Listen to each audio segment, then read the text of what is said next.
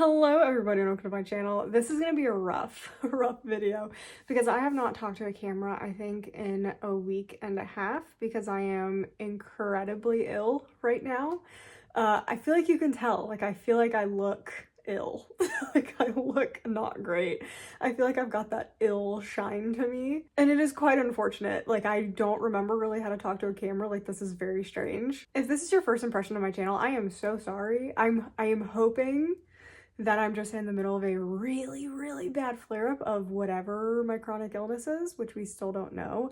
I have a neurology appointment coming up in July, month away, that I'm hoping will shed more light about what is going on, but who knows? Getting a diagnosis in this day and age is impossible. Seems like everybody is sick with something and nobody knows what it is. So I look gaunt, like I do, like I look gaunt. I've lost about 10 pounds in like 3 weeks because I can't eat. So I'm gonna keep it at that. I'm gonna keep it at that and we're just gonna go through the books that I read in May because I read so many things because May was going so well. May was awesome. I was having such a good May, and then unfortunately sickness struck me down quite badly, and I have really not read anything in like 2 weeks either. So this is gonna be a really quick wrap up because like I said, my mouth hurts. I'm having a lot of issues with my mouth neurologically, which is super fun. So I don't talk much these days. So we're gonna try and keep it short because also editing me will appreciate not having this be really, really long. So let's go through the books that I can't really tell you anything about because they're part of vlogs that will hopefully be coming out soon. I feel like it's kind of ruining it, telling you what's been picked. And I'm just gonna say I read them. There is a possibility that I did DNF these, but I feel like that would ruin the surprise in the later videos. So for the Fairy Loot vlog that is eventually coming out, it's gonna take quite a while. Like it was supposed to be coming out in May, I think, or June, and it's definitely not. Like I'm hoping end of June. But so far the two books that we have for that video that I can't tell you anything about is Her Majesty's Royal Coven and The Girl with No Reflection. I feel like I'm just gonna make faces and you guys have to kind of guess how I feel about them. These will be in the Fairy Loot vlog that will hopefully come out towards the end of June or beginning of July. Fingers crossed that I get back into reading. Then I've read almost every single book. I am almost done with reading all of my April books. Like I'm almost done, but The Raven Scholar was left for last.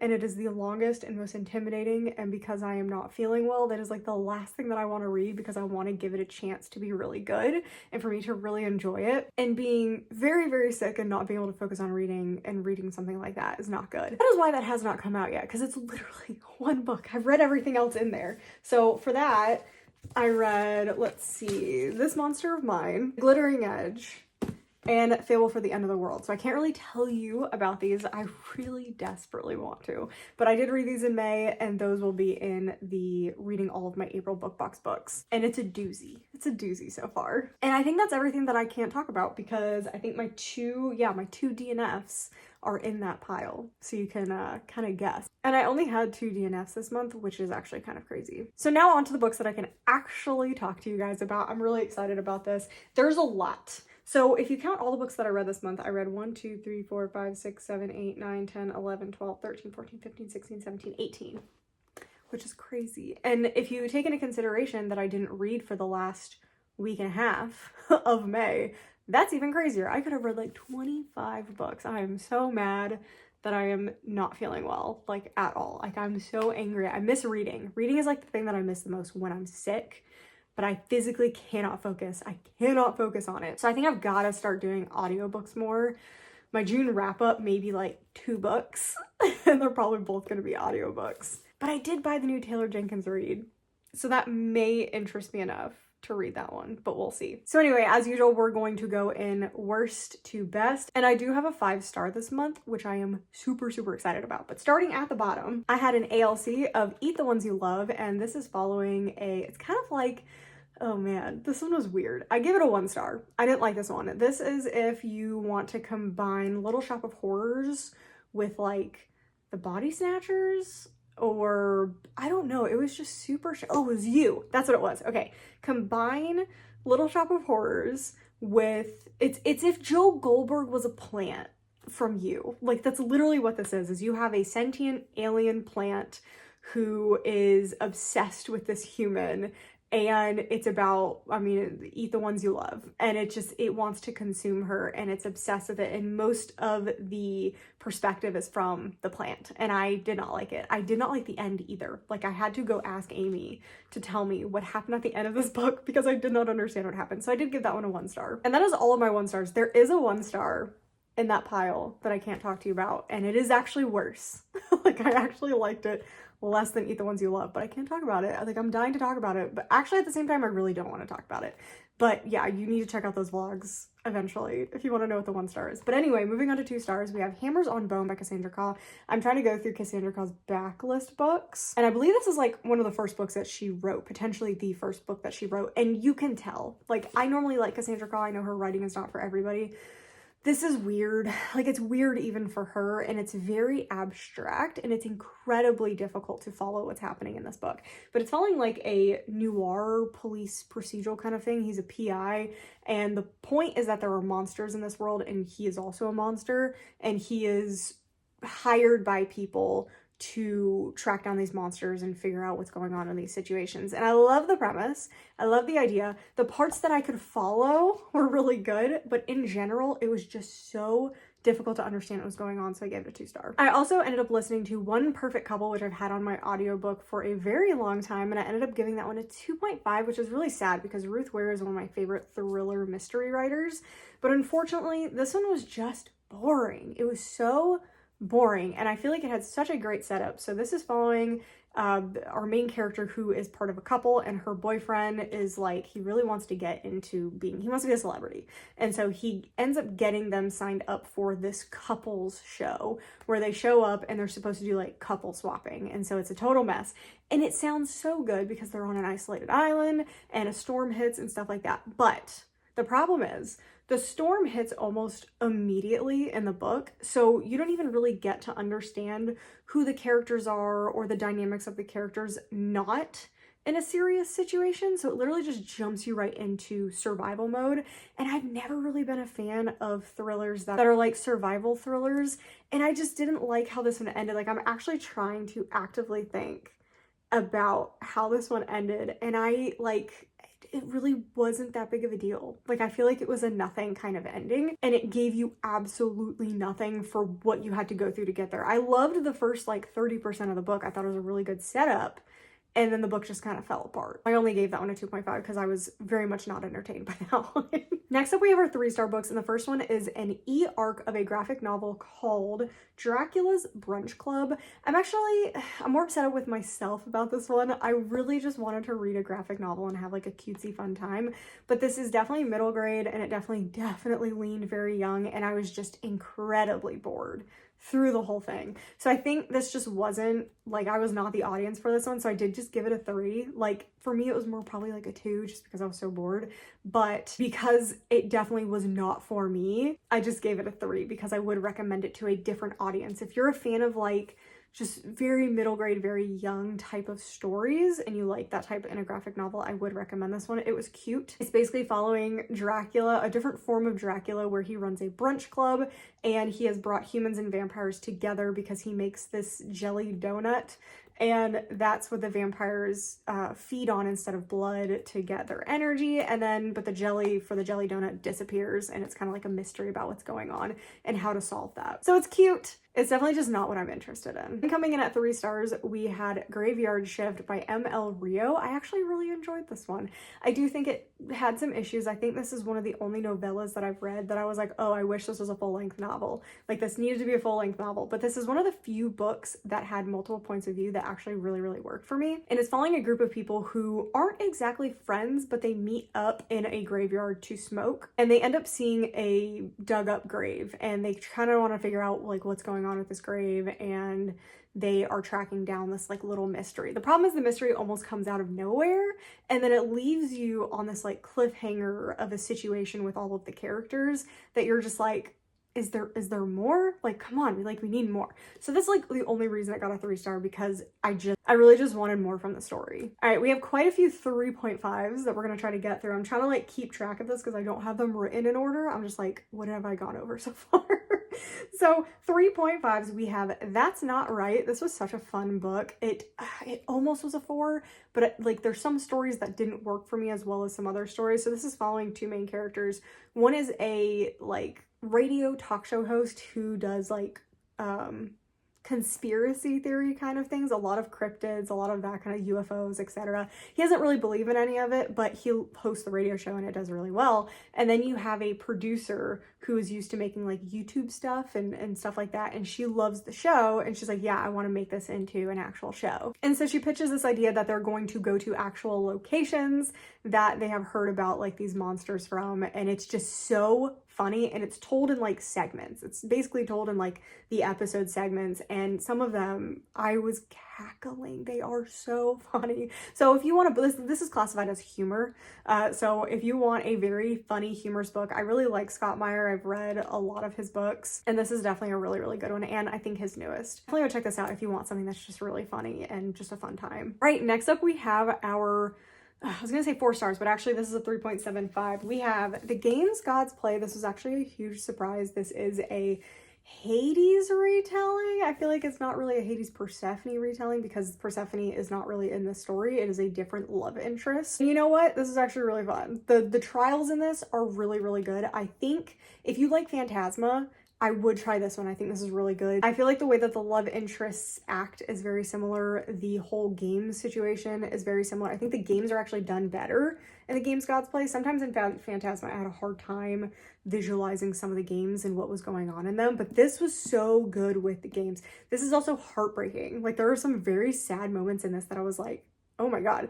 My biggest problem, again, it's always with romantasy, is I just didn't love the romance. I think it could have been done a little bit differently. I also didn't like the end. Like I love the cliffhanger, but I didn't like the end of this story because it was super weird. Like it was really strange, and I felt like I was hallucinating. Like I felt like the characters were in a dream. It was so strange and so wrapped up so quickly that I like was literally lost about like why what was happening at the end of this book. So I didn't love that. It felt like the author almost just ran out of ideas or ran out of time and was like, okay, let me wrap this up really fast and then do a cliffhanger for the next one. That's kind of what it felt like. So I was very disappointed in the ending. Overall, I actually really enjoyed the story, so I got a 3.75. And then we have Delicious in Dungeon Volume 1. I already watched the anime, so the only reason this doesn't get a 5-star is it was literally just like word for word, panel for panel, animation for anime. Like, I mean, it was exactly the same, which is awesome.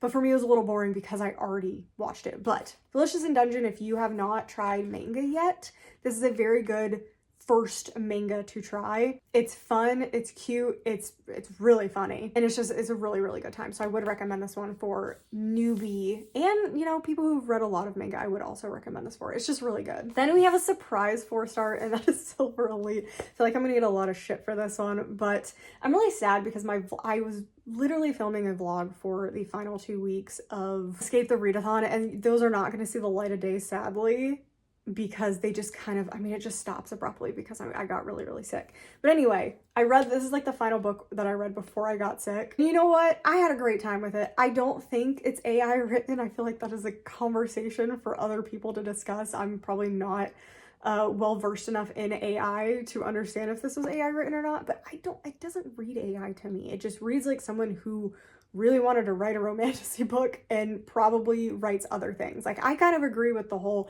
this is some other author who maybe writes thrillers or something and now wants to try their hand at romantasy and didn't want their face on it yet because they didn't want a certain type of like that's what happens when an author writes something other than their usual genre. It can go very poorly for them. So if you look at Brandon Sanderson, he wrote those Kickstarter books, and one of them was, what is it, How to Survive in Medieval England. I loved it because it's humor, it's funny, it's nothing like his other books, and people hated it. People hated it, and it's because his name was on it, so the wrong group of people were reading that book. And so I feel like a similar situation potentially is going on here, that this original author was like, I don't want my normal readers to be reading this because they're not gonna like it. So that's what I'm gonna think. But anyway, I think this is dystopian. This is a dystopian story following our main character who is part of a group of people who have these powers, and it's been outlawed by the current government regime, and she ends up having to be undercover and work within this system to basically bring it down from the inside. So it's a lot of school type of stuff. It's a lot of There's a lot of romance, and I actually liked the romance somewhat. I did have some issues with it towards the end, but in general, I just had a really good time with this. I did not take it too seriously. There was so much discourse about this book, and I think it's bringing out the worst in people. Like there's some people who are like, if you're turning your brain off to read, then what is the point? And it's like, I want my brain off right now. My brain needs to be off right now because it is doing too much. It is causing me major grief. I would love to read a silly, goofy little time and not think anything of it. So I am definitely in the camp of read what you want, have a good time, don't take life too seriously, because there are way more serious things in life than a silly, goofy book you have to turn your brain off to enjoy. Anyway, 4-star, I liked it. Next up, we have Come Tumbling Down. This is the 5th book in the Wayward Children series, and I give it a 4. I think I gave, yeah, the last one was a 5-star. I love that one. This is the continuation, hopefully finale of the Jack and Jill storyline. I really can't say anything else other than that, but it was really good. I think it was a good culmination of that entire story, and I really do hope this is it. Like, I feel like we don't need to continue in their story. I feel like it was wrapped up really well. So 4-star. We are getting down to the last couple of books, and this one's funny because, again, this is kind of like a turn your brain off book, because I just turn my brain off when it comes to thrillers. I just like, I have a good time, and then they kind of like go out of my brain. So I don't know how much I can actually tell you about Kill For Me, Kill For You. I gave it a 4-star. This was just a really fun thriller. It was more serious than I was thinking it was going to be. Overall, I really enjoyed this, and I think the audiobook was really, really good. And it's following, it's like, it's strangers on a train, where you have two people who, they each want to murder somebody, and so they switch the crimes with another person. That way it can't be linked back to them, and that way they have an alibi while the crime is going on. But it's not what it seems like. It's crazy what ends up happening in this book, and I don't know if I can actually remember like the total end of this book, but I remember thinking it was really, really good, and I was surprised about how depressing this book is. So I will say trigger warnings. Lots and lots of trigger warnings for this book, but if you want kind of a more serious thriller that is a little less popcorn, I would try this one out. Next, we have one that I'm so excited about. We have Blood on Her Tongue. Yes, this is so good. This is every gothic dream that I have. I love gothic books like this, and it's following our main character whose sister gets really, really sick after dealing with this bog body, and so she goes to take care of the sister in her gothic mansion, and the husband is there, and there's drama with the husband, there's drama with the family, and the sister is getting weirder and weirder and hungrier, and is just wasting away, and weird things are happening with her, and you're trying to figure out what's going on. And that's pretty much the whole story. I gave it a 4-star. It was very disgusting at some points. So if you don't like anything gross, there were some eyeball scenes in this that I was not expecting, but it was really, really good. So I did enjoy this one, and I gave it a 4-star. We are down to the last 2 books. At a 4.5, we have The Thrashers. I almost DNF'd this at the beginning because I thought it was just going to be your traditional young adult mystery book where all the rich kids are evil and the poor kid is the one that's getting picked on. Turned out to not be the case. Like, I feel like it was a more realistic version of how kids actually act. Like, it was still rich kids being jerks, but it wasn't just like super over the top. Like, just, I don't know, there's something about it that just felt a little more realistic, and I wasn't expecting the twist at the end. The twist at the end was crazy. So anyway, there's a character that ends up dying before I think the book begins, and you have this group of kids called the Thrashers, and they are like these popular kids, and one of them, who is our main character, is not wealthy, but she's friends with them, and they treat her like she's part of the group. And I think that was a really fun, different thing that other books haven't been doing that are similar in this type of genre and storyline. And so they're trying to figure out exactly what is going on with why this student died and like what happened in the preceding events that led up to that. And that's pretty much all I can say. There's a lot of surprising things that happen in this, and I would say this is probably one of my favorite young adult thrillers that I've actually read in a very, very long time. And again, the audiobook was really, really good. And moving on to our final book, and it is a 5-star, and that is The Man Made of Smoke. I cannot tell you how surprising it is that I am telling you this, because I have read an Alex North before and I actually really did not like it. I don't know what it was about this book. This was phenomenal. I was sobbing. The audiobook was so good. We're following a main character whose father has gone missing, and it's kind of following the father in the past while he's following this case and proceeding up to the disappearance. And then we're following our main character who is also following like he's following the similar trail of what his dad was doing, but also another case that potentially is wrapped up in that case. And it has to do with child disappearances and small towns and family drama. And it's just so good. I feel like if you enjoyed All the Sinners Bleed, that type of vibe with like the family dynamics of it, because it's a big family dynamic book, this is very similar in that type of situation where you are focused a lot on family and the ramifications of situations that happen in childhood leading up to adulthood, and it's just so good. And then the mystery was amazing. Like, the mystery was so good, and I had such a good time with this book. And it is very emotional. It is very emotional. Check trigger warnings with this because there are mentions of child death, and that can be very difficult for some people, so I would definitely check that out. But this was a 5-star favorite book of the month, and I absolutely loved it, and I could not have been more surprised that I love this so much. So anyway, that was my wrap up of what I read in May 2025. I had a lot of really good books. Like, I feel like I had such a good reading time, and I'm really sad that my health kind of ruined it. Like, it really did ruin it. I was having such a good time. I am hoping that this is just a flare-up, and I will hopefully get back to regular activities soon, because I have so many books I am dying to read that I want to share with you guys. But anyway, that is everything that I have for you today. Definitely let me know down below what you guys read in May. I would love to read these comments. I know I'm not responding to comments right now. I'm gonna try. It takes a lot out of me to do that. But I am reading every single one of them. I promise you I'm reading every single one of them, and I love seeing them come in, okay? They make me happy. So definitely let me know what you guys read. I want to hear about what you guys read, what you think I might enjoy. If you read any of these, if you like them, didn't like them, definitely let me know. And yeah, I'm really glad I was able to film this for you guys because I miss talking to you all. And yeah, I hope you guys had a really, really good May. I hope you have a great June. Let's see, what should we leave in the comment section? Man Made of Smoke. I'm really bad because like I don't know what emojis look like. So the Man Made of Smoke is a murder story. I feel like no, a knife would be really, really weird to leave as an emoji. Ooh, leave like a magnifying glass because this is like a detective fiction. If there is a magnifying glass, leave a magnifying glass. If there isn't, something detective. It's just something detective, and I'll know that you guys made it to the end of this video. And definitely leave that emoji if there's just nothing else that you guys want to chat about. Yeah, I hope you guys enjoyed it, and I'll see you guys in the next video.